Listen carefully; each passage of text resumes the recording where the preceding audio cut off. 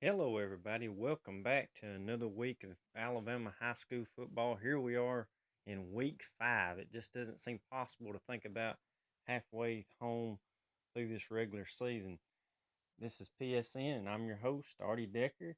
And let's just take a quick look as we dissect this week of a lot of non region games, but just kind of, I guess you could call rivalry week. A lot of teams stepping out of region play and just playing, old big brother down the road you don't like very much. But looking here, looks like Thursday night we're going to have a battle of the Mustangs rolling into the Snake Pit. Tanner having some really difficult times these days, coming off a loss to Winston County, snapped their 54 game region winning streak for the Rattlers. And then on the other hand, you got the Mustangs who are, kind of shook to the core by losing that game to Sardis, but then they bounced back, got a big win over Randolph. So you know, they have their issues also, but I think they've got a little more under control than the Rattlers, and I like the Mustangs to win this one quite easily in a the usual competitive battle, but not this time. Coach Belser and company are still just searching for answers, and it's just not going to be this week that they find them. Looking on down, though, we have this little 6A matchup. You got number 9, Benjamin Russell, hosting number 3, Oxford. Oxford's been red hot, just dominating in their region. And Ben Russell, on the other hand, has just kind of sneakily got, I believe, or 4-0, maybe even 5-0, sneaking in the top 10. But look for Oxford to maybe expose them a little bit. This Oxford team is extremely loaded, and I think they'll roll in this one. Looking on down here, we have number 2 in 6A football, Henson Valley hosting Shades Valley. Look for this to get ugly and Henson to roll, as Nixon Company should put up some serious numbers. Looking on down, we have Alexandria at Cleveland. Cleveland's really struggling right now. Look for the Valley Cubs to bounce back after a loss to Etowah last week. A lot of people are looking at this matchup. You got Mortimer Jordan rolling into Briarwood. Briarwood being obviously number 1 in their classification. Mortimer Georgia's a good team, but I kind of like the Lions to just keep on rolling. It'll be close, but I think they'll get the win and stay at number 1. Looking down here, we have Ramburn rolling into Gaston. Gaston's really struggling right now. I mean, you just can't even imagine the depths of struggle they're feeling right now. And Ramburn, on the other hand, this is just a good little 500 team. Look for Ramburn to get the win at the Ridge over Coach Morris and Company. Looking on down, we have Coosa Christian rolling into Victory Christian. Coosa Christian's really struggling after a solid start. They, lost to Raglan 67-25 2 weeks ago, and then this past week, I believe, lost to uh, a decent Donahoe team 56-7. So I mean, they're definitely struggling at this point. Victory, on the other hand, I believe is somewhere around 2-2, maybe 3-2. A good solid team, and I think they should get the win in this one and continue the Coosa downswing, if you will. Looking on, we have Donahoe rolling into Spring Garden. Spring Garden coming off a region win over Valley Head. Donahoe, as we just said, getting the win over Coosa, so they kind of have a decent feel for that region anyway. But I think they're going to find a better team when they roll into Spring Garden. I believe, if I'm not mistaken, it's homecoming there, and I like the Panthers to pull this thing out. But don't be surprised if it's not really competitive. But the Ivy kid seems like he comes along a little more every week as quarterback. I believe he's a 10th grader, really athletic, just doesn't really understand the position just yet. But when he does, he'll be extremely effective as the years go on. Looking on here, we have Gillsville rolling into Appalachian. Gillsville's really struggling. Appalachian ain't doing a whole lot better. This is kind of the battle of the losers, for the lack of a better term. Um, I would probably go Appalachian in this one, but it's probably going to be very ugly and just somebody's got to win. So we're going to pick Appalachian to do so. Looking on down, we got Hubbard rolling into Woodville. Should be an interesting matchup. Woodville's not really playing that well, and Hubbard, I believe, is 1-3, possibly 1-4, but they've lost some close games. Look for Hubbard to go ahead and get this win as Woodville will continue to struggle.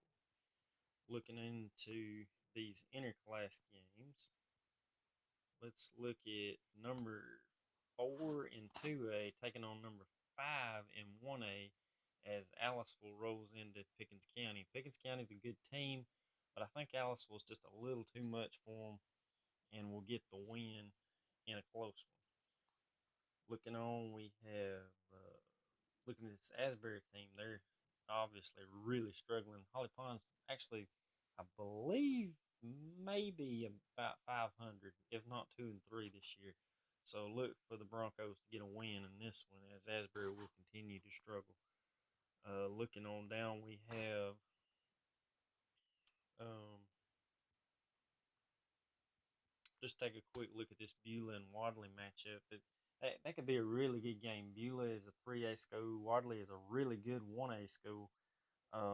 Beulah kind of embarrassed Spring Garden, I believe, week one, 35 to nothing. So, they definitely are a pretty good team.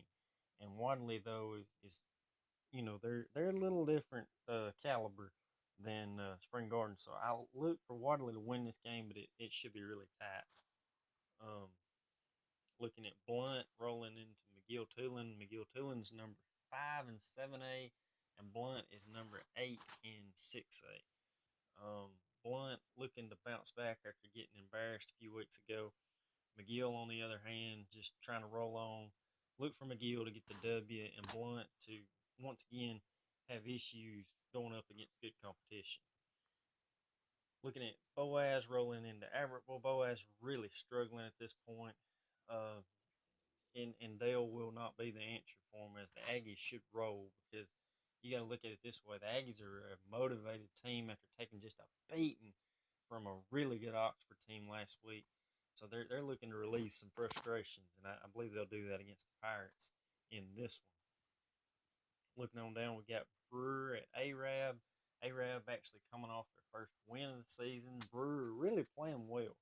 I mean, I know the score or the rather the record won't show it, but they're playing some pretty solid ball. They've got a lot of just close losses, and I believe they're going to get a win over Arab this week. Looking, we got Brindley Mountain rolling in Douglas. Douglas just ooh, it's ugly over there at this point.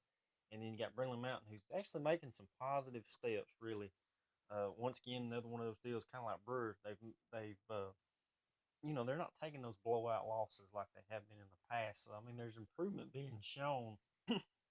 It's just not necessarily from the standpoint of wins at this point. But I believe they will get a win in this one over a hapless Douglas. Looking on down, we have Buckhorn rolling into May Jemison. This is an interesting matchup. May Jemison really playing well. Buckhorn kind of they're not quite as well as they have in the past. They're a little bit on the downswing at this point, but still pretty solid. Look for I think Buckhorn's got just enough for them that they should get the win and knock off a really good May Jemison team. Looking on, we have Cherokee County rolling into Carver Birmingham. Cherokee County actually won this game last year, I believe, 34-20. Kind of shocked some people. Tyrene Dupree playing really well. But, as far as the defense goes, they're a little iffy. Give up 41 points to a pretty mediocre Aniana team last week. Kind of really shocked me, honestly, to see that game as close as it was. So that makes me think that maybe, just maybe, old Carver Birmingham gets them this time as they have to travel. Looking on down, we have Clay Chalkville rolling into James Clemens. James Clemens is, as we said, kind of taking some step back this year. Lost a lot of talent off that team this past year. So, they're a little bit in rebuilding mode at this point. Clay Chalkville, on the other hand, is on that rise. Look for Clay Chalkville to give them all they want, But I'm gonna say that James Clemens sneaks out of there with a win in this one. Just we'll give it to him by home field advantage. Looking on, we have Collinsville rolling in Cedar Bluff. Cedar Bluff's just still beat up as they can be. Isaiah Jones is out. Ivory Starr's out. Um, Seriously doubt you'll see either one of those come back in this game. So that's going to leave it all up to that quarterback Hampton and that running back Fife. And I think they'll be just a little too much for the young Panthers because, I mean, this is a pretty veteran Cedar Bluff team compared to just a really, really youthful, uh, inexperienced, young, uh, nevertheless talented Collinsville team. But Cedar Bluff should get the win just by experience. Looking on, we have everybody's kind of circled this one. You got Crossville rolling into Sylvania. I believe it's Sylvania's homecoming. Don't hold me to that, but um, you know, Shavers really run the ball well for them. Spears threw the ball really well last week, and I think that was the big X factor in that matchup to get them past North Sand. And then on the other hand, you got Blanton Jones really playing well, just week in, week out for the Lions, and Jolly catching the ball at receiver for him, making plays. Uh, this is one of those games I've kind of wavered on, went back and forth, back and forth, back and forth. At times I picked one, and at times I picked the other. But if I really just had to make a pick on it, I would have to say that I'm going to go with the higher classification. I think you know maybe they've seen a little bit too much talent, and compared to Sylvania just from a classification standpoint. And I'm going to say that Crossville sneaks out of there and spoils homecoming for the Rams. Looking on, we got DAR once again to the homecoming game rolling into Geraldine. You would in the past you would look at this game kind of, I guess, snore your nose at it and say that the Bulldogs should roll, but I'm gonna say not so fast. DAR playing some pretty good ball this year compared to last year, and last year's game was a 17-7 margin. So you got a better DAR team, and as we documented all season, Geraldine having a lot of problems on defense and DAR being a pretty offensive minded team, I'm going to go with the upset. I'm going to say DAR actually upsets them on homecoming and ruins it for them and gets a big win. Looking on, we have Dallas County rolling into Maplesville. It may be a bigger classification, but I would still say they are definitely the underdog, and Maplesville should roll in that one. Looking on, we have Deschler rolling into Colbert County. Once again, this is another one of those games that kind of goes back and forth for me as far as a pick. Deschler, I believe, is 4-0, and then Colbert County actually lost last week. Makes you wonder, though, possibly looking ahead. Lost to a good West Morgan team in a region battle, I believe 42-41. So, a bitter loss for them. Can they bounce back this week? A lot of people are picking them, honestly, but I kind of like this Deschler team to go ahead and sneak out of there with a win as they battle in this rivalry game, rather. Looking on, we have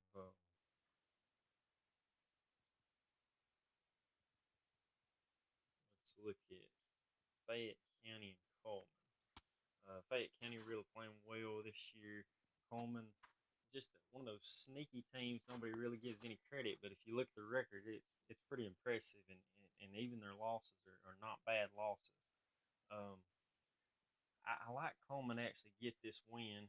I think you would probably find some people that would probably pick Fade in this one, but I'm going to pick Coleman and say that they get the win after a good solid region win over Fort Payne last week. Looking on and speaking of Fort Payne, they roll into Etowah. This is another one of those games. A lot of people have picked Etowah. Um, for whatever reason, I've heard possibly the pinholster kid for the Cats may be out for this game and maybe further on. Not real sure about the details of that injury. If he is out, that's really going to hurt them because he has kind of been their spark plug as far as being able to score points. They haven't really been able to do it consistently. They've kind of leaned on the defense. I believe kicked 3 field goals last week, so it makes you wonder if losing that spark plug could be too much for them. But on the other hand, you get Etowah, who really they're not a juggernaut on offense either. They kind of lean on their defense. So you kind of have two really similar teams going at it. And Etowah actually lost a game to a really good Madison County team early in the year. So I'm going to say that Fort Payne's going to do the same thing to them out of region and get the win and pull the upset to some. Looking on, we have Gaston City rolling Park Crossing. Gaston City, I believe, has won the last 2 weeks. They beat James Clemens and Grissom in, decent wins for them, momentum wise, anyways. But Park Crossing is a good team. They believe are 4-1. Their only loss was Leah Montgomery, a really good team. Um, this game was 28-14 last year. Park Crossing come up with a win, and a lot of people didn't think they could do that last year. But looking at this battle, I would say it's going to be really tight. But I like Park Crossing to go ahead and get the win, if nothing else, by the home field advantage. Looking on, we have number 3 in 1A Georgiana rolling into number 9 in 2A St. Luke's. Look for St. Luke's to finally get exposed in this one, as their Cinderella season will come to a halt, as Georgiana should get this win. As we spoke of earlier, Madison County will host Gunners.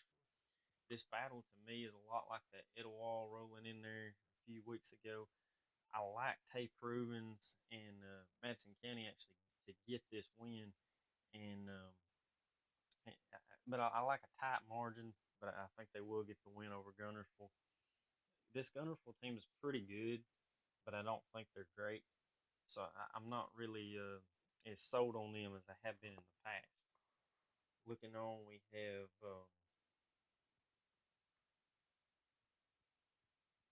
let's look at Hopes Bluff rolling into Glencoe. These two schools close in proximity, don't like each other.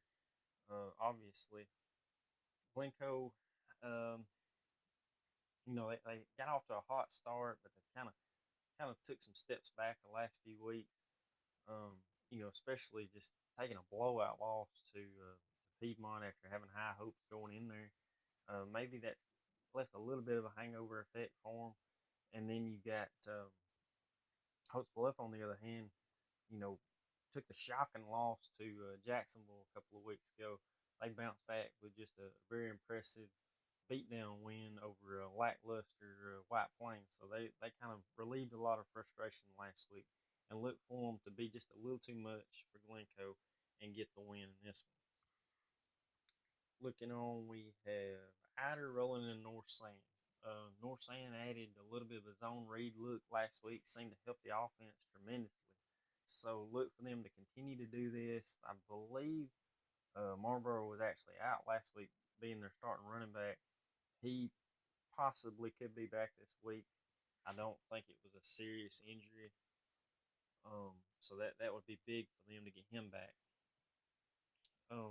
this week. Ider, on the other hand, kind of a depressing loss to 548 to nothing last week. These two schools, every year it seems over the last, I would say 2 to 3 years, it's always very competitive. But look for the Bison to actually get this win, and look for the passing game to be the factor.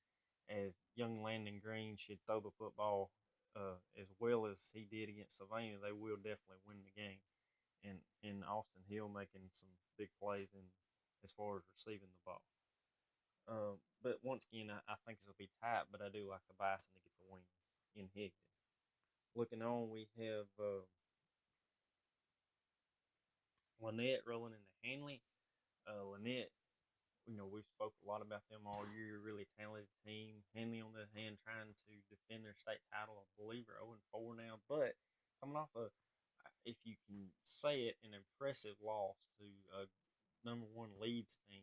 So I mean, they got some stuff to build on, but I think Lynette's going to be a little too much for them and sneak out of there with a win in this one. Looking on, we have number 8, Marengo in 1A, rolling into number 1 in 3A, Mobile Christian. Mobile Christian should get this win, but I've read a little bit about this, and Marengo feels like they might have a shot, but I just don't see it happening, honestly. Mobile Christmas just a little too much for them. Probably in blowout fashion. Another rivalry battle, you got North Jackson rolling in Scottsboro. Scottsboro, as we've said all season, kind of in that rebuilding mode. North Jackson, to an extent, is kind of in that same process, but they've got just a little bit more talent, I would say, than Scottsboro. And we're going to say that this is a really competitive game, but for whatever reason, I kind of lean more toward the Chiefs to get the win in this one. Looking on, we have Ohatchee rolling into Asheville. Asheville's not really playing that well. Ohatchee's playing well enough, so we're going to go Ohatchee in this one. Aniana rolling to Susan Moore. A lot of people talked about this battle. Years ago, this would have been a laugher, but now obviously Aniana is trying to build back that luster and are definitely going through some growing pains in that process. And Susan Moore, on the other hand, they kind of took a lot of steps back from a couple of years ago. So I mean, this is kind of that who wants it more kind of deal. And I will go with Ariana in this one after a nice, impressive loss, if you will, once again to Cherokee County last week. Looking on, we have Opelika looking to bounce back against number one in 7A Central Phoenix City.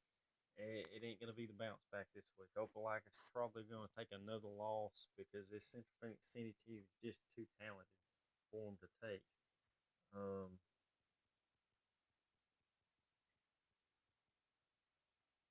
Looking on here, we have Piedmont rolling into Leeds. Obviously, Piedmont being number 2 and 3A, Leeds being number 1 and 4A. This is kind of that what's become to be a traditional battle between two really good programs. I think last year's game wasn't that great because Leeds was kind of in a transitional year. They lost their coach, lost all that talent off the state championship team, and Piedmont kind of took advantage of all that. Well, this year it's kind of a little bit of that same process for Piedmont. I mean, it's still got a lot of talent. Cardavian Myers at quarterback. You got Lee Stanley at running back. You know that backfield is pretty potent, but the defense has shown some cracks. So it should be interesting to see if the Green Wave can go ahead and get after that. But I'm going to go with Steve Smith and the Bulldogs in this one in a close one. Looking on, we have Pisgah rolling in Sandrock. Sandrock coming off of just a taking care of business kind of win over Gaston last week. And Pisgah, on the other hand, once again, you know, finally played a game where they were the favorites. And they once again, kind of in the same fashion, just took care of business over Brindley Mountain. So you know, Sandrock's had a lot of trouble moving the football. So look for them, or look for the Eagles to be that remedy, as the Eagles have had a hard time stopping anybody. So look for Sandrock to win this game. And then we have that matchup everybody's talking about. You got that, I believe they call it the Super Bowl of Sand Mountain. You know, Fife's won 8 in a row by an average of about 25 points, scoring roughly about 35 a game, 34 a game, somewhere in that neighborhood. So those have all been really big blowout, basically, games. I think only two of those were semi-close in that 8-game streak. Also, if I'm not mistaken, if they win, it will be the 9th in a row, and I believe that's the most either school has beaten the other in a row in this series. So a lot to be played for. You got number 7, Plainview, rolling into number 1 in 2A, 5. Um, what's more to be said, you know, Bailey Duke's really playing well this year, throwing the ball, and that's exactly what it's going to take. That's one thing that if you look at the Maplesville game, that was kind of the X factor. They could drop back and throw the ball on Fife with quite easily, honestly, because you know that Fife defense is all about being aggressive, all about trying to get after you and stuff, and that can definitely be a uh, a passing quarterback's dream because you know there's not as much coverage back there. So obviously, if you can get rid of the football, there's going to be some places to throw the ball. So can Bailey Dukes take advantage of that? That's going to be the big X factor. He's got to play a great game if this upset's going to happen. I've heard a lot of people pick it. to be the upset, but I'm going to have to go with the mental edge. Fife's used to winning week in, week out. They think they've already won this game even before they go out there. Plainview, on the other hand, they hope they can win this game. Look for this thing to be close, maybe till halftime, but look for the more mentally tough Devils to go ahead and win it at about the midway point, maybe late third quarter, as they pull away and are just a little too much for Plainview. Looking on, we have Grayson, Rowland, and Ramsey. Grayson coming off a win over Hoover, and I believe week one, taking on Ramsey, who's took some bumps so far in their defense. So we're going to go with Grayson, obviously, in this one. Looking on, we have the hapless Russellville rolling into Hartselle. Hartselle playing pretty solid ball. I mean, they're coming off a loss to a really good Muscle Shoals team. Russellville, on the other hand, is, I believe, 0-4 for the first time in a very long time, if not ever. So, I mean, they're definitely struggling. So, look for Hartselle to get another win in this one. Looking on, we have Sparkman and Coach White rolling into Hazel Green. Hazel Green predominantly not very good, and this season no different.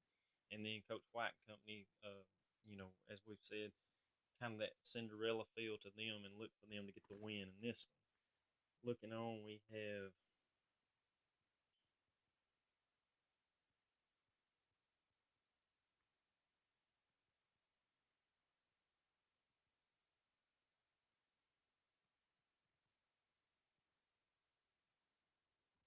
take a quick look here. Let's see, we got Westbrook rolling into White Plains. White Plains, as we said, not very playing very well at all, as usual, really.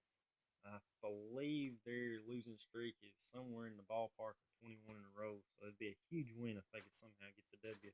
But don't look for it to happen. Westbrook's just a little too much for them, and even though they really haven't played that well, they will definitely get the win in this one. And taking a quick step back to last week, I picked Section actually upset them. Well, in my defense, Section actually led that game for a very long time, but let it get away late. Probably just the experience factor. Section hasn't been in that situation a whole lot over the last few years, so I'm sure those kids didn't know really understand what it took to close out those type games.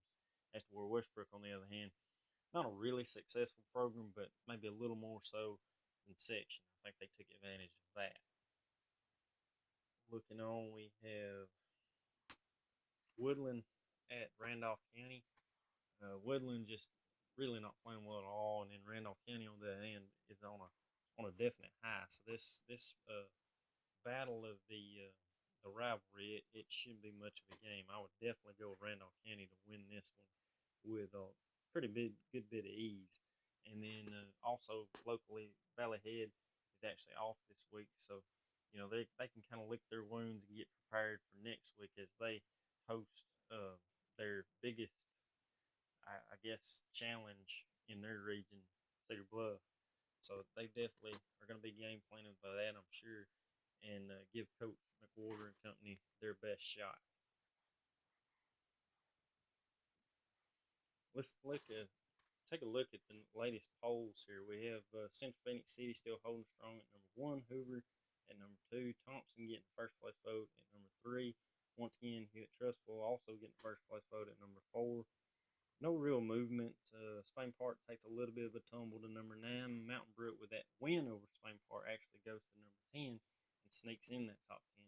I told you that Mountain Brook team is a sneaky little town of a team, and they got a really good running back, and they used all that offense to get out of there with a win over that talented Jaguar team. Looking on, though, Bob Jones here at number 11, Sparkman chiming in at 12. So those two teams just kind of sneaking around the top 10, looking to crack it. We got Austin at number 1, Benson Valley and Coach Nix and company at number 2. Oxford actually picked up, I believe, 2 first place votes this week as they go to, or stay at number 3. Ramsey, defending champs, once again, number 4. Spanish Fort. Nobody really saying a whole lot about them, but all of a sudden they're up to number 6. So just don't forget about the Toros as the season rolls on. Blunt there at number 8. Ben Russell, as we spoke earlier, kind of a little bit of a surprise. I don't think a whole lot of people expected this much out of them. They're 4-0 as well. Saraland at 4-1. A lot of people forgot about them early after that, you know, loss to I believe Daphne beat them, and it kind of threw everybody for a whirl. But they're back in the top 10 at number 10. Looking on, we got Opelika just barely outside of the top 10 at number 11. You got Daphne at 12, and Muscle Shoals chiming in at 14. Clay Chalkville, as we spoke about earlier, at 15. Looking on, we have 5A football. You got Briarwood holding strong at number 1, St. Paul at number 2, May Jemison at 5, Jackson at 6. Valley Cubs take a tumble from 3 to 8. You got Etowah sneaking in the top 10 at number 10.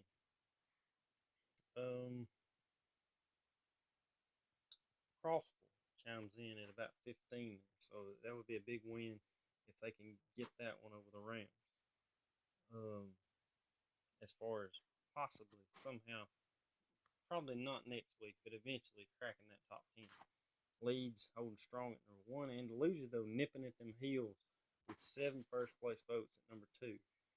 Rogers, I believe, picked up the first place vote there at number 3 with 2 first place votes now. UMS Wright, I think, is off this week. They're at 4.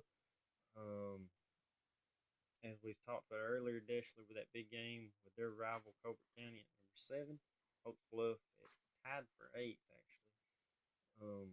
Madison Academy trying to sneak back up in there at number, we'll say 15. You got in 3A, Mobile Christian still number 1. Piedmont actually picks up some first place votes, though, with 5 now at number 2. Gordo at 3. Randolph County at 5. Ohatchee, I think, moved up maybe a little bit to 6. As we said earlier, Plainview climbed up 2 spots after the impressive win last week at number 7. And if they could find a way to knock off 5 somehow, you could definitely put them in the conversation to be in the top 5 in 3A and also be a factor to potentially be in the hunt for the state title. That's just how big of an impact and how big of a statement that win at 5 could be for them. We got T.R. Miller at 8. Fultondale, nobody really talking about them, but they're 4-0 and they're at number 11. As we spoke about earlier, Sylvania there at about, we're going to call it 16. So obviously they just keep on climbing. They're at 2A. You got 5 still holding strong at number 1. Actually, Lynette lost 2 of those first place votes. Now they only have 1 this week. And 5 widens out their margin to about 92 votes.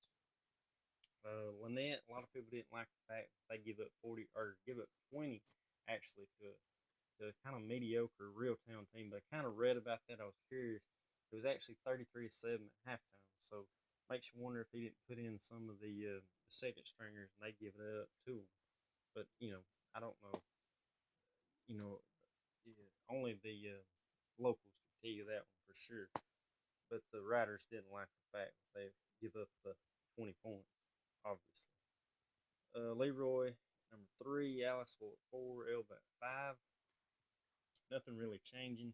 Abbeville is an interesting story because this is the first time they've been 4-0, I believe, since the early 90s. So that's huge for them as they crack the top 10 at number 8. As we spoke about earlier, St. Luke's at 3-0, first time in a very long time. Goshen took the tough loss to Elba this past week. They dropped to 10. J.U. Blackshear at 4-0, just creeping on the outside at 11. You got Sandrock after that tough loss to Plainview early in the year. It kind of shook them a little bit. They're still holding strong at about 13. Tanner at 14 as they just look for answers at this point. Maplesville still unanimous, just unbelievably out in front with a 117 vote lead over Sweetwater, and obviously all the first place votes. Georgiana moves up from 6 to 3 with their win over Linden this past week. You got Pickens County, as we spoke about earlier, at number 5. You got that Marengo team looking to knock off Mobile Christian at number 8. You got Addison coming off a loss to Lynn at number 9. Wadley holding strong at 10, and then as we spoke just a few seconds ago, Lynn at 5-0, just sneaking up the board at number 11. And Decatur Heritage is 4-0 for the first time in school history at number 12. Linden taking that tumble to go to 13. And then looking to Cedar Bluff at roughly about 16 this week. So they're just trying to get healthy and make a run at it. From what I'm hearing, they're just from the way I've understood the story, Isaiah Jones, they don't really look to come back this year, as to where Ivory Star will definitely play in that big region showdown with Spring Garden, and they may hold him out until that game. Spring Garden uh, also chiming in at about 18. Looking back to last week, just quickly, we're going to give out our team of the week. Um, you know, I found several people that kind of deserved it, I guess, but the one I settled with was actually the team that I told you to watch out for. Randolph is a really good team. Nobody really talks about them in that region, but always a tough out. I mean, they give Madison Academy all they wanted last year. This year, not so much. You know, had high expectations, but maybe I don't know, too much for them, put too much pressure on themselves, and Madison Academy kind of handled them at 24-6. So, they were coming off that, so that obviously was probably a lot of motivation to want to knock off Madison County, because a lot of people thought Madison County actually was probably the favorite uh, in that game as well as they did the week before. So Randolph had a lot of just pin up, want to prove how great we are, that kind of thing. And they did so. They went in there and they upset a really good Madison County team. And so the Randolph Raiders are definitely going to be our team of the week. So congratulations to them. And just keep on doing what you've been doing. And that's just winning football games in these big situations and making a name for yourself. And, you keep doing this time and time again, and eventually somebody's going to notice you. So congratulations to them. As we said earlier, this week is just all about the rivalries. Not really have a whole lot of bearing on the playoffs, but just mostly playing for pride this week. And so, good luck to everybody. Be safe out there. Just enjoy your weekend, and just go out and enjoy all these great games, all these good rivalry games. A lot to be seen this week. And we'll be back with you next week, good Lord willing, and save a spot on the fence. And as always, I'm your host, Artie Decker, and I'm signing off for this week. God bless you.